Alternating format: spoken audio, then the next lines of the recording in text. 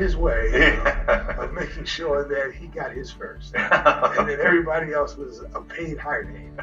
I can do this differently, and this doesn't make me happy anymore, the situation. So I left to hopefully do it on my own. This doesn't make me happy anymore, the situation. So I left to hopefully do it on my own. Why did Teddy Pendergrass have such strong feelings against Marvin Gaye? Was it about competition, jealousy, or something deeper? I know it, ego tripping out. But hey, it wasn't just Marvin alone. Teddy also feuded with Harold Melvin. He felt like he wasn't being treated fairly by Harold. They were making money, and he would pay them peanuts. And then some feud between Teddy and Lou Rawls over tied American Music Award for Best Soul Artist. And the winner is, ladies and gentlemen, it's a tie between Mr. Teddy Pendergrass and Lou Rawls. What caused the tension between them? Did their success clash, or was it personal? Let's explore the reasons why Teddy Pendergrass absolutely hated Marvin Gaye. Vengeance, that's all. I take challenges. I've always taken a challenge. Teddy Pendergrass was a big deal in soul music.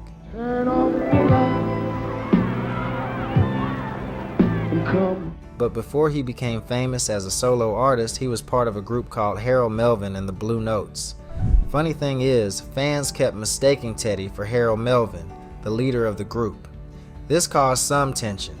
In 1975, Teddy left the group, and the Blue Notes had a tough time finding someone to fill his shoes. I ain't been doing nothing but thinking. Once Teddy went solo, he didn't waste any time making a name for himself. In 1977, he released his first album, Teddy Pendergrass, which went platinum. People loved the disco hit I Don't Love You Anymore, and the emotional track The Whole Town's Laughing at Me, which became a top 20 R&B hit. The album had other amazing songs like You Can't Hide From Yourself, The More I Get, The More I Want, and If I Had, that weren't singles but were still big hits. In 1978, Teddy released another album, Life is a Song Worth Singing, which did even better. It had hits like Only You and the steamy classic Close the Door, which became a #1 R&B hit. This song made Teddy the hottest male star in soul music. Other tracks like Get Up, Get Down, Get Funky, Get Loose, It Don't Hurt Now, and When Somebody Loves You Back made the album a double platinum success. In 1979, Teddy kept the momentum going with his album Teddy, which stayed at the top of the R&B charts for 8 weeks. It was one of the biggest R&B albums of the year. But here's where things get complicated. Around the same time, another soul legend, Marvin Gaye, was struggling. Marvin released an album in 1977 called Live at the London Palladium, which sold over 2 million copies thanks to his song Got to Give It Up, a disco hit that went to #1. But his next album, Here My Dear, didn't do well. The album was personal.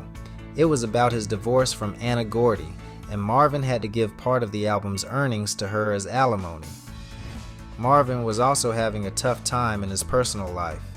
He was dealing with financial problems, a growing addiction to cocaine, and trouble with the IRS. It was forest, and I couldn't see. Oh yeah, I didn't tell you. I owed the government $4 million too, so that's enough to lead the country, you know. To escape, Marvin moved to Maui and later to London. While Marvin was struggling, Teddy was shining. People started comparing Teddy to Marvin, even calling Teddy the new Marvin Gaye. This wasn't easy for Marvin to hear. At that time, Teddy became a heartthrob. Women loved his deep, soulful voice, dreamy eyes, and perfect smile. He even hosted concerts just for women, where he sang his heart out, often dripping in sweat, while fans showered the stage with undergarments and phone numbers. His success brought him a luxurious life, mansions, fancy clothes, and expensive cars.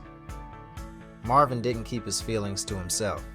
He wrote a song called Ego Tripping Out, which was meant to poke fun at Teddy. I know it, ego tripping out. Marvin thought Teddy was getting too arrogant, but some people felt the song was also a reflection of Marvin's own frustrations. Marvin's partner Janice later said Marvin planned to make a whole album targeting Teddy. calling it the Love Man. But she felt Marvin should focus on his music and family instead of fueling drama. However, behind the glamour, Teddy's personal life had its share of drama. While he was dating a woman named Karen, he started a relationship with Janice Gaye. Janice told Teddy they were separated, but the situation still caused problems. Janice was careless about her affair with Teddy, even going on public dates with him. One day, Marvin saw them together at a restaurant. He couldn't handle it and began to stalk them. This pushed him to the edge. His jealousy grew so strong that he became violent. One day, while high on drugs, Marvin became so angry that he put a kitchen knife to Janice's throat. Marvin even warned Teddy to watch his back whenever he performed in Los Angeles. Eventually, things cooled off between Teddy and Janice, but the drama left its mark. I ain't been doing nothing but thinking. Teddy Pendergrass and Harold Melvin made great music together in the 1970s. But behind the scenes, things were far from perfect. The first time Teddy met Harold, he made a surprising offer. He asked Teddy to sing with him in the group. Teddy, excited by the chance, said yes. Once Teddy started singing, the group began to shine. Even though they were still struggling with money, things improved. In 1972, the group performed at the Apollo Club in Camden, New Jersey. That night, two famous music producers, Kenny Gamble and Leon Huff, saw them perform. These producers were from Philadelphia International Records and loved the group's sound. This meeting changed everything. As the group became more popular, Harold Melvin made a bold move. He changed the group's name to Harold Melvin and the Blue Notes. He wanted everyone to know he was the leader. Some people thought Harold did this because he was jealous of Teddy, who was quickly becoming the fans' favorite. Their first big song under their new label was I Miss You. I miss you, baby. It did well, but their next song, If You Don't Know Me By Now, became a massive hit. It was number 1 on the US R&B chart and even hit number 3 on the Billboard Hot 100.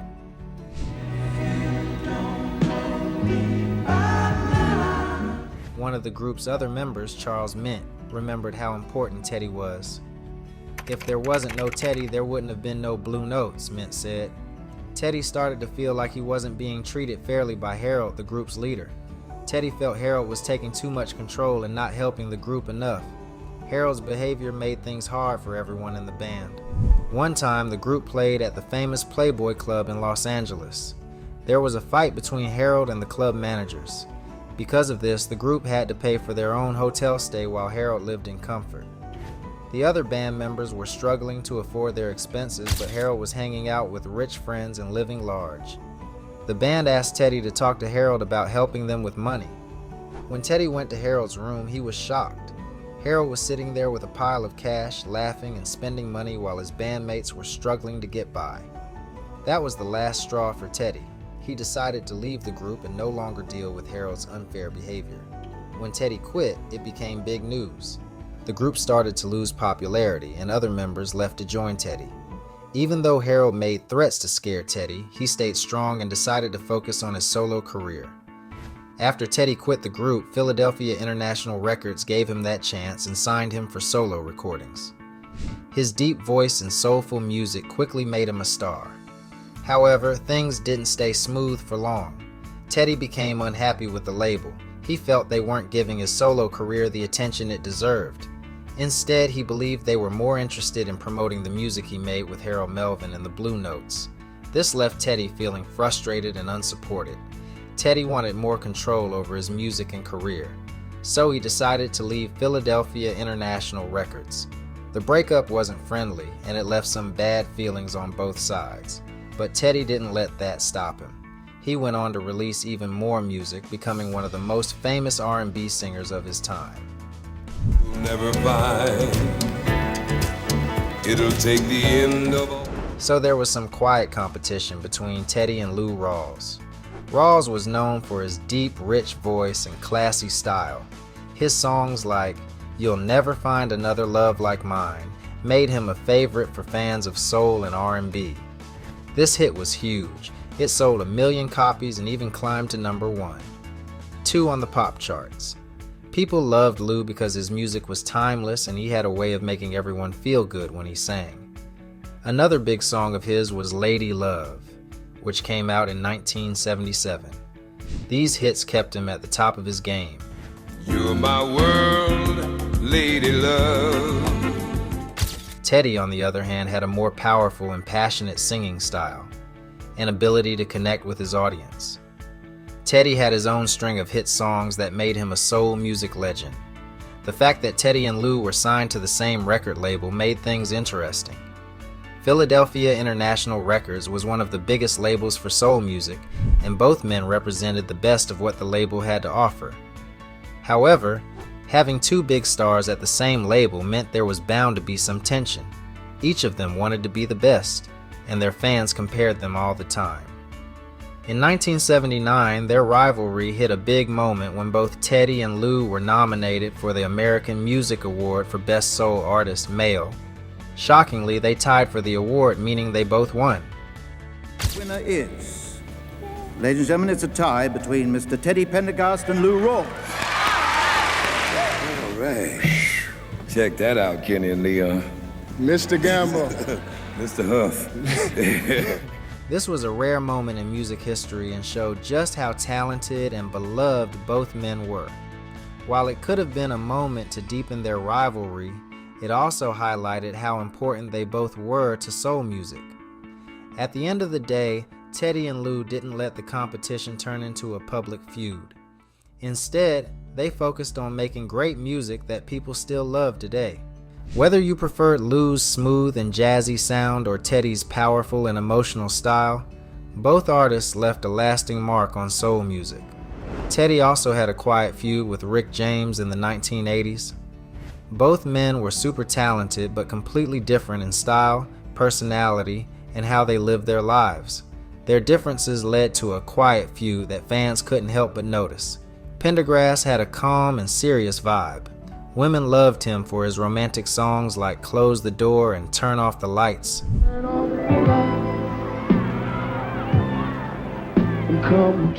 As earlier mentioned, he kept things classy and professional, focusing on love and emotions in his music. On the other hand, Rick James was the wild one. He brought a funky, rebellious style to the music world. Rick called his sound punk funk, mixing funk, rock, and even some new wave. His album Street Songs became his bestseller and had huge hits like Give It To Me Baby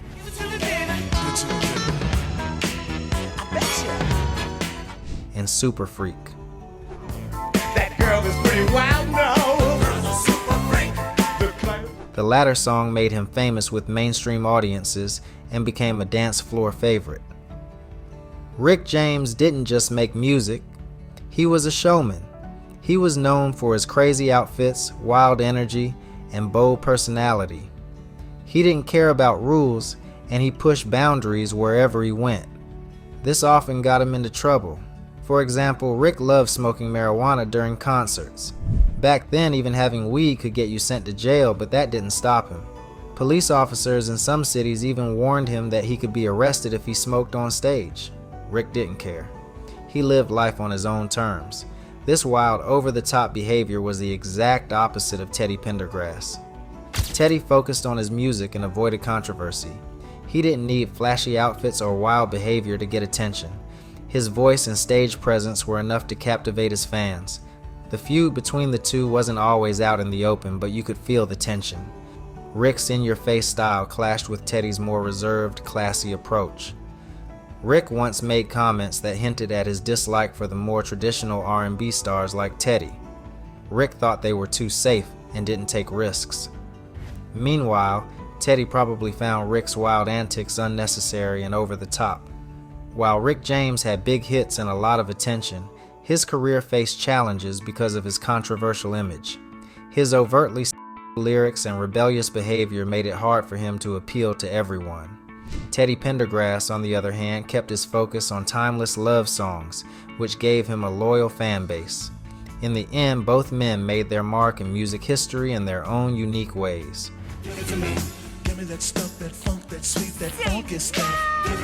Also, by early 1982, Teddy was at the top of his game. He was considered the leading male artist in R&B, even surpassing Barry White, who had dominated the 1970s. Fans often debated who was better, Teddy or Barry. But honestly, there wasn't really any beef between them. The rivalry was mostly created by the music industry and fans who loved comparing their favorite stars. Teddy's rise in the late 1970s was unstoppable, and he delivered hit after hit. Meanwhile, Barry White was already an R&B icon, known for his deep, seductive voice and timeless love songs. Both artists had unique styles, and their music touched millions. But by the early 1980s, Teddy was seen as the new king of R&B. However, the music industry was changing. Disco, which had helped Barry White's success, was fading, and it affected both artists. While Barry still had a strong fan base, his pop chart success slowed. He released several albums, but they didn't match the hits he had earlier.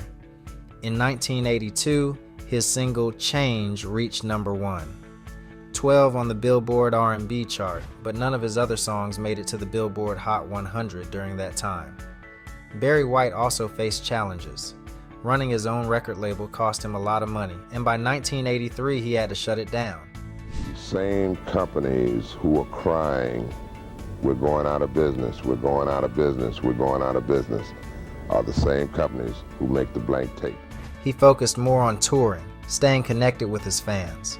While their careers had ups and downs, both their music continues to be loved, proving there was room for both legends in the hearts of fans.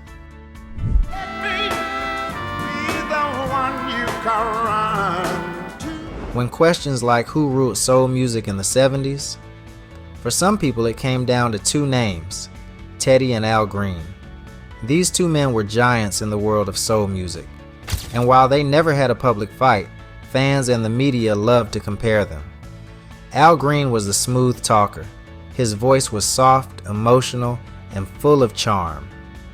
Songs like Let's Stay Together and Love and Happiness made him a legend. People loved his mix of soul, gospel, and even pop.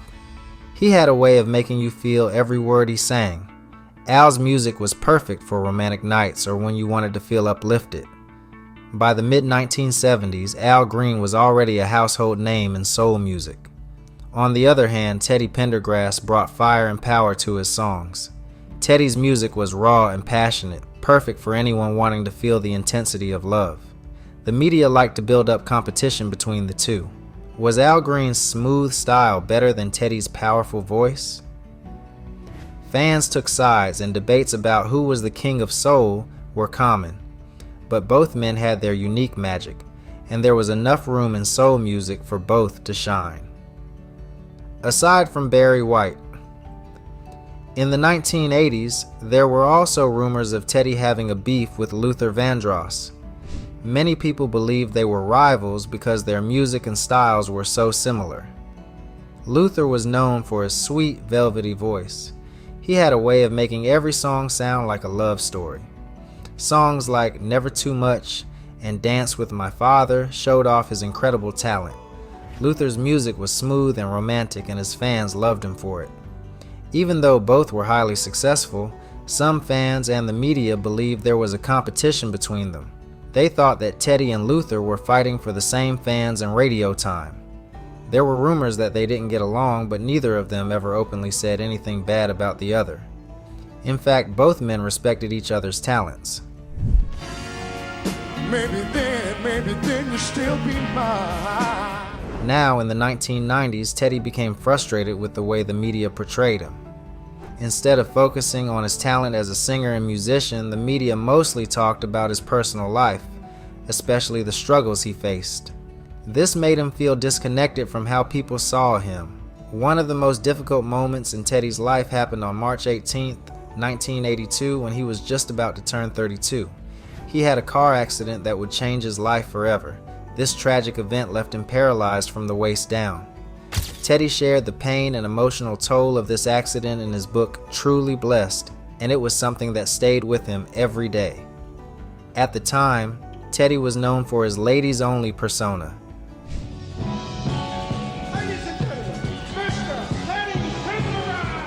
His romantic image was part of his brand, but many people saw it as more of a marketing tool than an expression of his true self.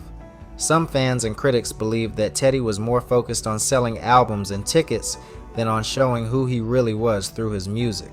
Sure, his smooth image helped him sell a lot of records and attract a big following, but it also limited how people saw his full range of talent. Critics thought that by sticking to this romantic heartthrob image, Teddy was missing out on the chance to explore other musical styles and emotions. They felt he could have done more with his voice, experimenting with different genres or expressing different feelings through his songs. Many believed that he could have used his talent to show a wider side of himself, but he stayed safe in the same box, playing the role of the love singer. Teddy was frustrated because he knew he had more to offer. He wanted people to focus on his music, not just his image, but the media kept pushing the idea of him as a romantic, perfect man. For a long time, it felt like his true talent was being overshadowed by what people thought he should be. There's somebody loves you back. Let's talk about the roller coaster love life of Teddy Pendergrass. Teddy had a complicated love life. In the early 70s, a woman he briefly dated claimed he was the father of her son. Teddy, being responsible, accepted the boy. But later, Teddy noticed things that made him doubt the child was his. A paternity test later proved he wasn't the father. Teddy's first big relationship was with Rose, his Philly girl. But while he was on tour, he also met a dancer named Brenda. Teddy had serious relationships with both women at the same time. In 1974, Brenda gave birth to his daughter, Tisha, and just a few months later, she was pregnant again. At the same time, Rose also became pregnant. By the end of 1974, Teddy was a father of 3 children, Tisha, LaDonna, and Theodore II, all born in the same year but to 2 different women. Teddy loved his kids deeply, but he didn't marry either Brenda or Rose. Being a touring artist, he didn't get to see his children often, but he worked hard to stay involved in their lives. His family, especially his mother, helped him raise the kids while he was on the road. In 1976, Teddy moved in with a woman named Taz Lang. She wasn't just his partner, but also helped him manage his music career. Unfortunately, their story ended tragically when Taz was killed in 1977. Rumors swirled about who was behind it, but the case remains unsolved. Later, Teddy met Karen Still, who understood his life as a non-monogamous entertainer. Karen accepted his 3 kids and even welcomed a 4th child into their family when another woman claimed Teddy was the father. Teddy, having grown up without a father, took responsibility. But when a court paternity test proved he wasn't the dad, Teddy was heartbroken. Despite the chaos, Teddy stayed committed to his family and career. He struggled with substance abuse but decided to make changes after his 30th birthday. Teddy put more time into his family, worked harder on his music, and found balance.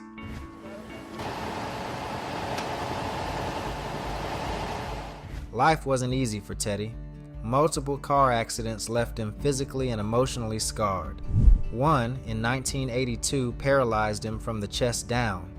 Despite his challenges, Teddy remained an inspiration, proving that strength and resilience are key to surviving life's toughest blows. In his later years, battles over his estate added more drama to his story. But through it all, Teddy's legacy as a music legend and loving father remains strong. Teddy Pendergrass lived a life of highs and lows, but his love for family and music always shined. That's why his story still touches hearts today.